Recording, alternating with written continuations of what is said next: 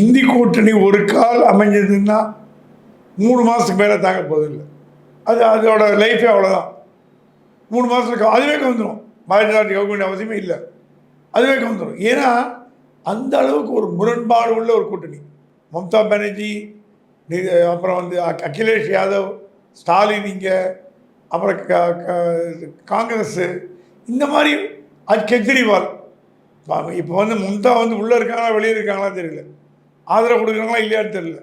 கெஜ்ரிவால் தோற்று போயிட்டார் டெல்லியில். அவனையுமே ஒன்றும் பிரயோஜனம் இல்லை. இந்தி கூட்டணி கூட யார் ஜெயித்தாங்களோ அவங்கள தான் வச்சுக்கும், தோற்றவங்களை வச்சுக்காது. தோற்றவங்களாம் என்னெல்லாம் இந்தி கூட்டணி சும்மா ஒரு எக்ஸ்ட்ரா லக்கேஜ் மாதிரி வச்சுக்காது. ஜெயித்தவங்களை மட்டும்தான் வச்சுக்கும். அந்த ஜெயித்தவங்களே கூட யார் உள்ளே வராங்கன்னு பார்க்கணும். மம்தா பானர்ஜி வரமாட்டேன்னாலும் அது மைனஸ் ஆகிடும்.